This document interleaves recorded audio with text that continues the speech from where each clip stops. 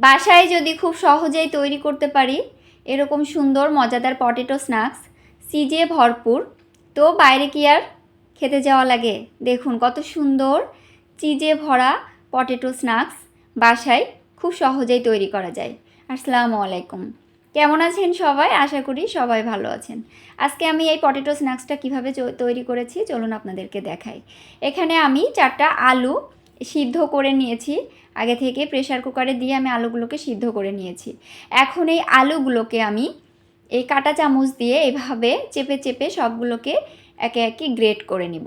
তো দেখুন আমি সুন্দর করে সবগুলো চেপে চেপে কিন্তু এইভাবে গ্রেট করে নিব, যেন কোনো আলুর গোটা না থাকে। ততক্ষণ পর্যন্ত আমি এগুলোকে সুন্দর করে গ্রেট করে নিব। তো আমার গ্রেট করা হয়ে গেছে। এখন আমি এর ভিতরে অ্যাড করব কিছুটা পরিমাণে কর্নফ্লাওয়ারটা আমি আমার প্রয়োজন মতো দিলাম স্বাদ অনুযায়ী লবণ। এখন এর ভিতরে দেব আমি একটু গুঁড়া করা গোলমরিচ, কালো গোলমরিচের গুঁড়া। তো আমি এখন সবগুলোকে সুন্দর করে এই চামচের সাহায্যে মিশিয়ে নিব। দেখুন আমি কত সুন্দর করে সবগুলো মিশিয়ে একটা আলুর ডো তৈরি করে নিয়েছি। এখন আলুর ডোটাকে আমি সাইডে রেখে দিয়েছি। এখানে একটা হাফ প্লেট নিয়েছি এবং এখানে নিয়েছি আমি মোজারেলা চিজগুলোকে আমি এভাবে কেটে নিয়েছি টুকরা টুকরা করে। এখন এই আলুর ডোগুলোকে হাতে একটু একটু করে নিয়ে এভাবে চেপে চেপে এর ভিতরে চিজ দিয়ে আমি এইভাবে আটকিয়ে একটা শেপ তৈরি করে নিব।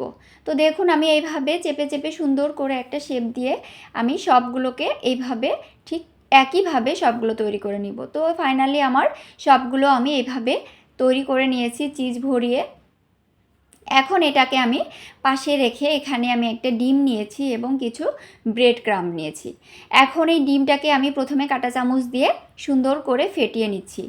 দেখুন এখানে আমি ততক্ষণ পর্যন্ত সুন্দর করে ফেটিয়ে নিব যতক্ষণ না পর্যন্ত এটা ভালোভাবে লিকুইড হবে।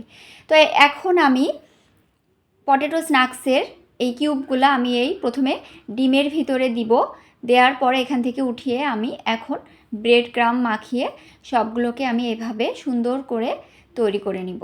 তো এইভাবে আমি নাড়িয়ে নাড়িয়ে সবগুলোর ব্রেড ক্রাম্ব সুন্দর করে লাগিয়ে নিব।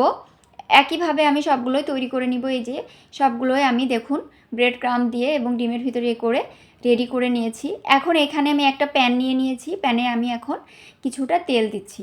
তেলটা আমি গরম করে নিব। গরম আমার অলরেডি হয়ে গেছে। এখন এই তেলের ভিতরে আমি সব স্ন্যাক্সের কিউবগুলো আমি এখানে দিয়ে সুন্দর করে ভেজে নিব।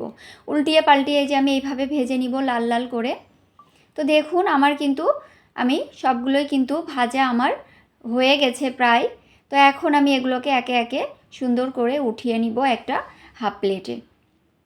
তো দেখুন কত সুন্দরভাবে আমি এই যে সবগুলো আমার স্ন্যাক্স রেডি। তো অনেক গরম আছে যার কারণে আমি হাত দিয়ে ধরতে পারছি না। এভাবে আমি টিস্যু দিয়ে দেখুন আমার চিজে ভরা পটেটো স্ন্যাক্সগুলো, এগুলো খেতে কিন্তু অনেক সুস্বাদু হয় এবং খুবই স্বাস্থ্যসম্মত হয়। তো বাসায় এইভাবে বাচ্চাদেরকে তৈরি করে দিবেন, দেখবেন ওরা খেতে অনেক পছন্দ করবে। দেখুন কত সুন্দর চিজে ভরা আমার পটেটো স্ন্যাক্সগুলো। আমার ভিডিওগুলো যদি ভালো লেগে থাকে আমার চ্যানেলটিকে সাবস্ক্রাইব করবেন এবং যারা ফেসবুক থেকে দেখছেন তারা অবশ্যই ফলো দিয়ে রাখবেন। আল্লাহ হাফেজ।